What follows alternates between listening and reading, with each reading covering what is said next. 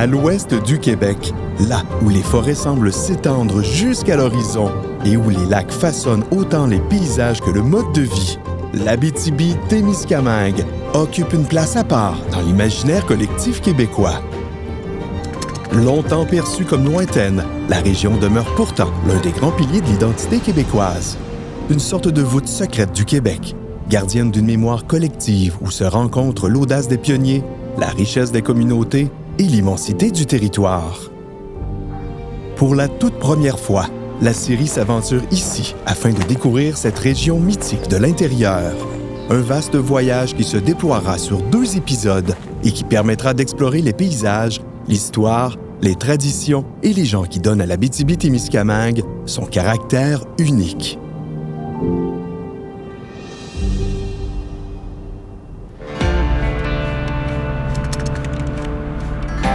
L'Abitibi, c'est loin. Peu importe d'où on part au Québec, il y a toujours un bon bout de route avant d'y arriver. Plus les kilomètres défilent, plus les villes s'espacent. Après Mont-Laurier, en remontant la 117, le paysage change tranquillement. Le territoire devient plus vaste, plus forestier, plus sauvage.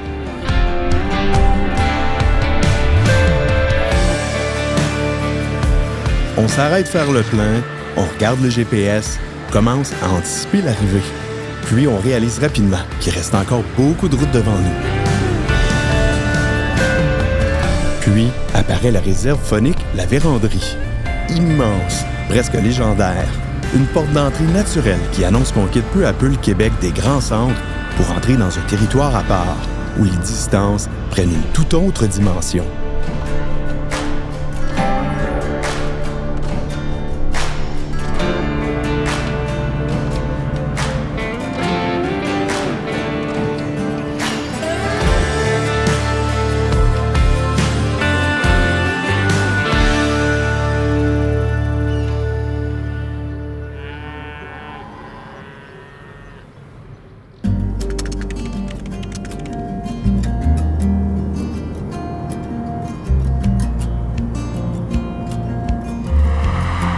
Après toutes ces heures sur la route, arriver enfin au chalet fait un bien fou. La fatigue du voyage est bien réelle, mais elle disparaît presque instantanément quand je découvre l'endroit. Pour mieux comprendre l'Abitibi-Témiscamingue, il faut aussi écouter ceux qui la vivent au quotidien et qui la racontent avec passion. Parce qu'au-delà des paysages, cette région possède une identité bien à elle. Martin, j'arrive dans la région. Est-ce que je suis débarqué en Abitibi ou en Abitibi-Témiscamingue? C'est effectivement en Abitibi, parce que c'est un grand territoire, hein, cet Abitibi-Témiscamingue. C'est un peu comme le Saguenay-Lac-Saint-Jean. C'est l'Abitibi et le Témiscamingue, mais ça forme l'Abitibi-Témiscamingue. L'Abitibi, région un peu plus de domaine minier, sur ce roc-là où on va sentir beaucoup plus de conifères. Au Témiscamingue, on arrive dans les terres agricoles, les feuillus apparaissent tranquillement. On va voir une reconnaissance à ce qui est un peu les Laurentides, l'Outaouais. C'est reconnu pour la pêche, entre autres, tout ce qui est plein air. Qu'est-ce qu'on peut faire dans les... C'est 65 000 km², 22 000 lacs et rivières. Là où on est au Parc national des Guébels, on est à la ligne des partages des eaux. Parce que l'Abitibi veut dire ça, là où les eaux se séparent, un mot Anishinaabe. Puis Témiscamingue, c'est le lac Témiscamingue qui veut dire aussi l'eau profonde. C'est quoi un peu l'historique avec le peuple Anishinaabe? C'est cette communauté Anishinaabe qui parle évidemment leur langue Anishinaabe, mais qui sont en Abitibi francophones, puis plus au sud sont anglophones. On aime bien nos communautés autochtones qui sont très présentes sur notre territoire. Là, j'aimerais ça que tu me parles un peu de l'offre randonnée pédestre, là. Tout ce qui est rando, parce que c'est pas une destination naturelle pour le randonneur. Les gens cherchent souvent des sommets, des montagnes, mais il y a vraiment de la belle randonnée à faire. Oui, tout à fait. On a cette impression-là de 360, puis les circuits qu'on vous propose en randonnée pédestre t'offrent ça. Tu peux voir loin dans la forêt. Et là, on est précisément dans le réseau de la CEPAC. Là, je pense que c'est une bonne première pour quelqu'un qui vient en région, parce que tu commences en traversant la magnifique réserve faunique, la Vérandrie. Ensuite, tu peux arriver à Guébel et terminer par Opimican et vice-versa. Fait que c'est ça, l'Abitibi-Témiscamingue, c'est de passer par un seul chemin et jamais revenir sur ta route. C'est vraiment mon parcours, donc ça me permet, moi, de voir l'ensemble de l'Abitibi-Témiscamingue. Tu n'auras pas tout vu, puis ça va être à nous autres de se reprendre un rendez-vous pour une autre rencontre. Absolument, avec plaisir. Merci. Au cœur de l'Abitibi, le parc national d'Aiguebelle protège l'un des paysages les plus spectaculaires et les plus singuliers du nord-ouest québécois. Ici, la nature raconte une histoire vieille de milliards d'années. façonnés par les mouvements de la croûte terrestre, les glaciers et le passage du temps. Le parc est notamment reconnu pour ses impressionnantes failles géologiques, ses lacs encaissés, ses forêts boréales et ses points de vue qui permettent de mesurer toute l'immensité du territoire abitibien. Un paysage où l'eau et la roche semblent constamment dialoguer.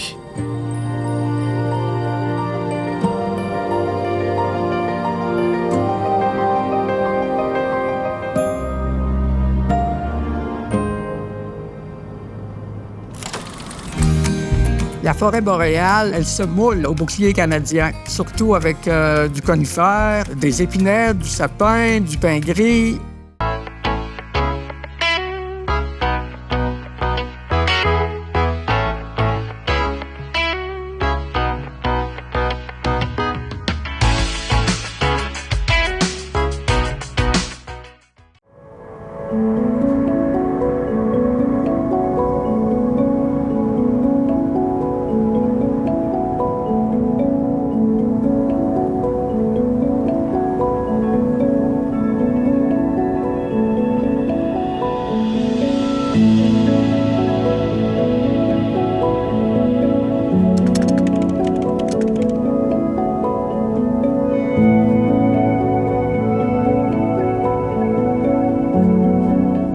Aiguebelle est bien plus qu'un décor spectaculaire.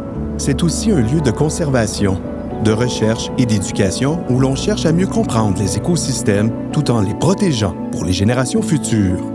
Pour en parler, nous rencontrons Nancy, coordonnatrice à la conservation et à l'éducation au Parc national d'Aiguebelle. Un rôle essentiel dans un lieu où la découverte de la nature devient aussi un formidable outil de sensibilisation et de transmission, notamment avec les enfants, nos randonneurs éthiques et protecteurs de demain. Beaucoup de groupes scolaires qui viennent. Le mois de juin, c'est la sortie des fins des classes. Fait que je gère les groupes qui viennent, je m'assure que les naturels, c'est là pour les guider. C'est le gros du travail. Puis conservation, il y a des projets de recherche dans le parc qui sont décidés par le responsable de conservation et éducation. On a un gros projet présentement sur le loup gris. Sa présence dans le parc, s'il y a des petits, des tanières. Ça se fait avec des universités? Oui, c'est avec l'Université d'Ottawa. On a des caméras, une trentaine de caméras. OK, intéressant. Et les enfants qui viennent, ça, c'est génial. Ils peuvent apprendre des choses. C'est quoi? Ils explorent la forêt, il y a quelqu'un qui les accompagne? On a une randonnée guidée sur le sentier de la Traverse qu'on appelle Marcher sur des milliards d'années. On les guide, puis on leur parle de la formation des collines Abitibi qu'on a, le lac de Faille, le partage des eaux qu'on a ici, la végétation, la flore, la faune. Sinon, on a des ateliers qu'on donne au centre de découverte sur les loups renards coyotes, par exemple. Les jeunes viennent, on sort les fourrures, on parle des animaux. C'est quoi la faune qu'on a ici au parc? Très commun, le castor, l'orignal, l'ours noir. Il y a des chances qu'on en voit. On a le pécan, la martre. Sinon, plus caché dans la forêt, il va y avoir nos loups gris, justement. Qu'est-ce qui distingue le parc au niveau de la forêt elle-même? Les parcs nationaux ils ont été établis dans des endroits qui étaient représentatifs d'une région. L'Abitibi, en général, c'est la forêt boréale. Mais on a aussi un aspect qui sort de l'ordinaire, c'est nos collines Abitibi qui ont été formées il y a 2,7 milliards d'années. Une des roches les plus vieilles sur la Terre. Puis ici, vu que c'est très rocheux, c'est un territoire qui n'était pas accessible pour la colonisation, fait que c'est resté intact. Je vais aller explorer un peu plus la coin. Ah, super. Merci, Nancy. Bienvenue.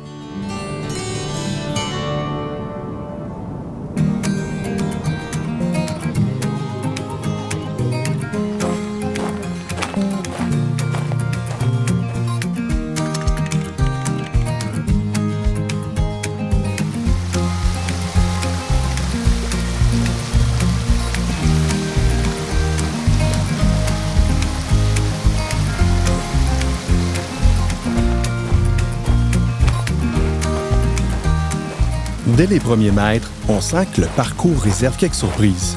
La première se présente sous la forme d'une cascade, celle de la Salamandre.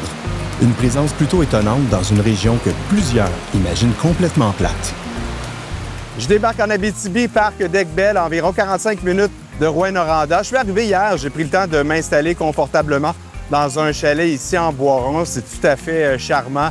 J'ai pris le temps également de rencontrer quelques intervenants du parc pour en apprendre un peu plus. Mais là, c'est le départ de mon trip de longue randonnée. Je traîne tout ce qu'il faut pour installer mon bivouac en fin de journée. Je commence par une randonnée qui s'appelle la randonnée de la traversée qui va me mener à une passerelle, qui est un sentier quand même plus achalandé, mais qui vaut la peine. C'est un peu le sentier phare ici du parc d'Aiguebelle. Mais ensuite, je vais pouvoir sortir un peu plus des sentiers battus pour aller expérimenter des sentiers là, qui vont me mener dans la périphérie du parc. Vous avez une chute derrière moi. C'est un fait quand même un peu exceptionnel ici en Abitibi parce que c'est un terrain qui est plutôt plat. Mais ici, on est au début de ce qu'on appelle les collines Abigévis. Ce sont des collines qui ont émergé de l'océan à l'époque de la fonte des glaciers il y a à peu près 2,7 millions d'années, ce qui nous donne cette coulée tout à fait magnifique ici. Alors là, j'arrête de me retenir, mes pieds n'en peuvent plus, je m'en vais explorer ça puis on se retrouve tantôt.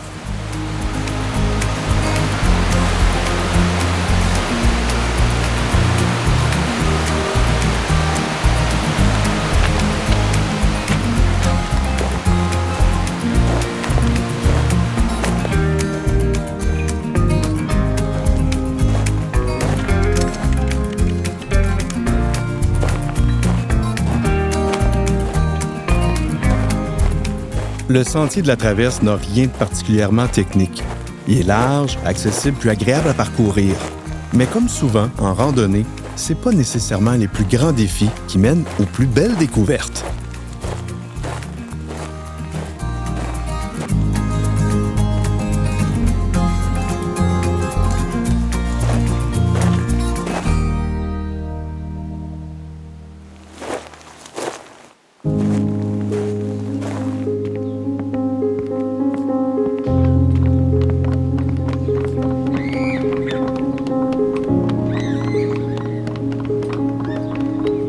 On se trouve dans un secteur marqué par des collines, des reliefs plus prononcés, puis par la ligne de partage des eaux qui façonne le territoire. Une géographie unique qui donne naissance à des panoramas et à des cours d'eau qu'on ne s'attend pas toujours à trouver aussi loin au nord.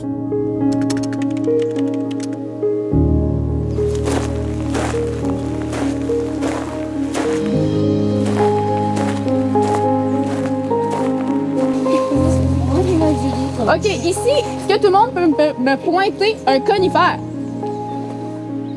J'aime toujours croiser des enfants dans un parc national. Il y a quelque chose de beau là-dedans. Pour eux, les moustiques, la pluie ou la boue semblent être des détails sans grande importance. Quand on prend le temps de les regarder évoluer en forêt, on réalise à quel point cette connexion avec la nature semble presque innée. Comme si le territoire leur parlait naturellement, sans qu'il soit nécessaire de leur expliquer pourquoi il est important. Je me dis qu'ils deviendront probablement des meilleurs ambassadeurs de sa protection que ceux qui choisissent de l'éviter. Et honnêtement, ça me touche toujours un peu.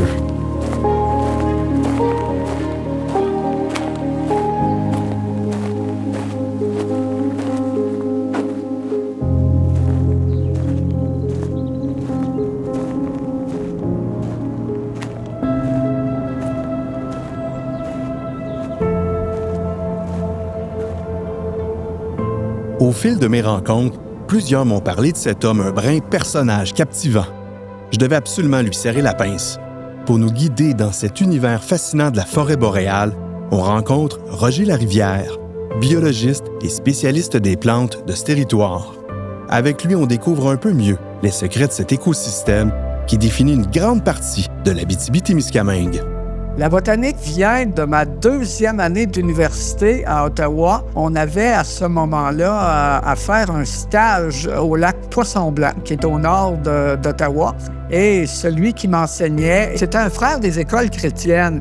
Et il connaissait bien le frère Marie-Victorin parce qu'il l'avait rencontré personnellement. Il l'avait marqué énormément aussi par ses écrits. Il avait étudié, fait de la botanique avec la fameuse flore laurentienne. La flore laurentienne, le frère Marie-Victorin, a été publiée en 1935. Ça coïncide avec la mise en place du Jardin botanique à Montréal. Quand on dit flore laurentienne et quand on parle de Laurentie, ça a le rapport avec les Laurentides. Donc, c'est pour ça que ça a toujours eu plus rapport à ce qui est beaucoup plus au sud du Québec. Puis c'était normal, tout le monde était là. Et les gens qui allaient lire les publications de Marie-Victorin et d'autres, ben, ces gens-là habitaient, évidemment, la zone laurentienne. Moi, je suis originaire de l'Abitibi et comme biologiste, j'ai enseigné en technique forestière, en sciences de la nature, en soins infirmiers. Je me plaignais souvent que les livres qu'on pouvait utiliser pour identifier les plantes, les livres qui venaient donc du sud du Québec par des très bons auteurs, ne nous livraient pas la marchandise pour être capable de voir ce qu'on avait ici sur le terrain. De là est partie l'idée d'écrire un premier livre sur la forêt boréale. C'est ce que j'ai fait à partir de 2004. La forêt boréale, écoutez, si vous avez déjà vu sur une carte le bouclier canadien, c'est le plus grand écosystème au Canada. La forêt boréale, elle se moule au bouclier canadien. Donc, c'est vraiment lié à ce type de roche-là, surtout avec du conifère, des épinards, du sapin, du pin gris. Puis, dans le feuillu, c'est assez limité. Alors, nous autres, notre biodiversité est moindre que la biodiversité du sud du Québec. Moi, je souhaite qu'on ait le souci d'observer d'abord et de nommer. Parce que je vous dirais que quand on met un effort sur la nomenclature des êtres vivants, que ce soit des plantes, des champignons, des oiseaux, on apprend à les connaître. Puis vous savez que plus on connaît quelqu'un, plus on l'apprécie, plus on le protège.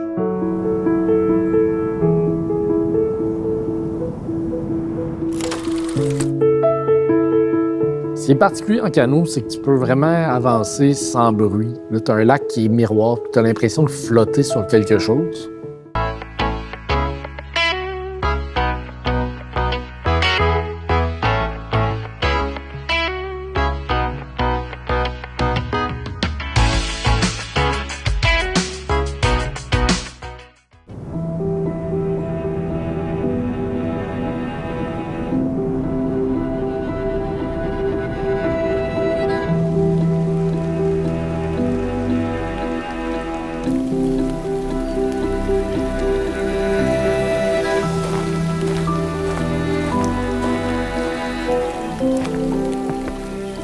En cours de route, le ciel décide de changer les règles du jeu.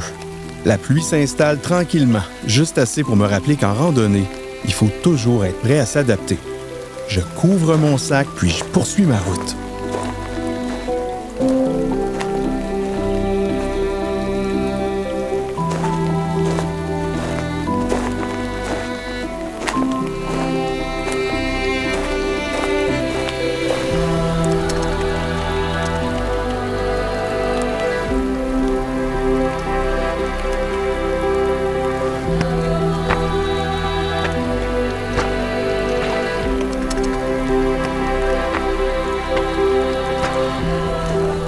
Le sentier grimpe ensuite vers un cap rocheux accroché au bord de la faille.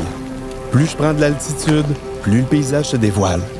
Le lac Lahaye s'étire entre les collines et, au loin, j'aperçois enfin la célèbre passerelle qui va me permettre de rejoindre l'autre rive.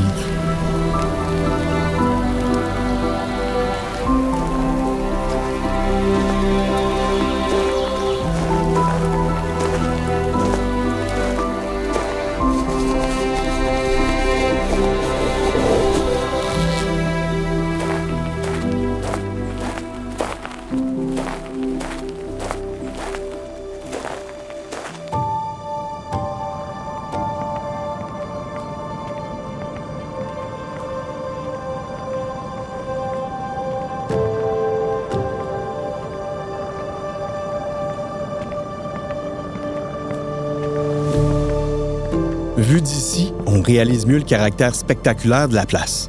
La passerelle est suspendue à plus de 22 mètres au-dessus de l'eau, entre deux parois rocheuses qui témoignent de l'histoire géologique exceptionnelle du parc.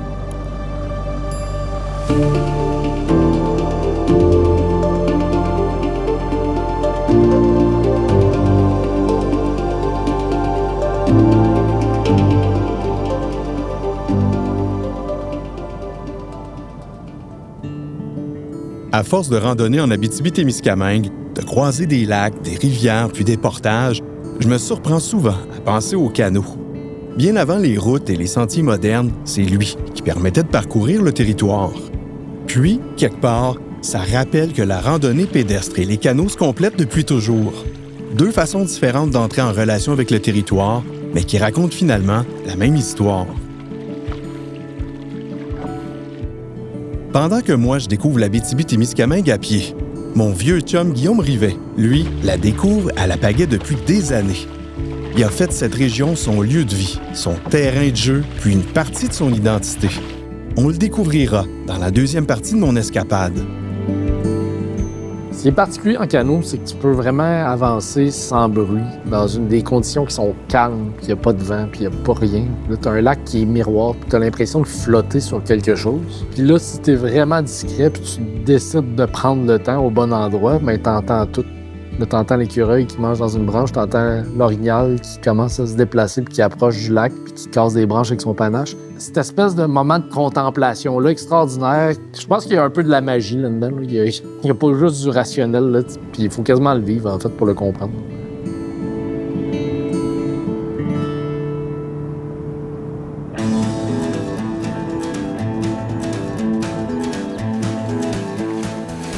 L'Abitibi se terminera donc comme plusieurs belles journées de randonnée devraient se terminer, avec une tente installée au cœur du territoire, juste assez loin du quotidien pour entendre surtout la forêt.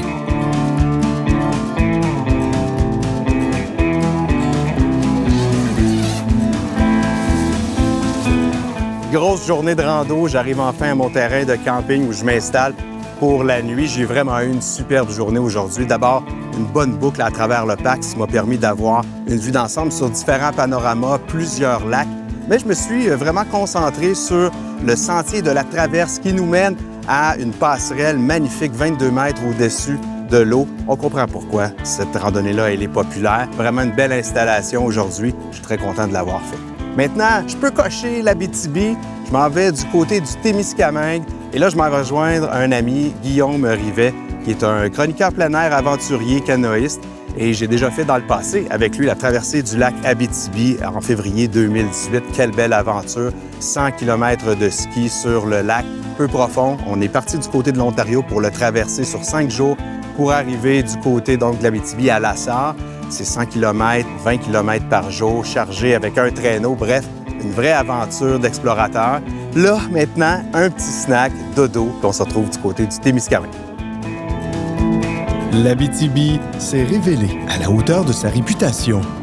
Une région où les sentiers invitent à l'exploration, où les paysages semblent s'étendre sans fin.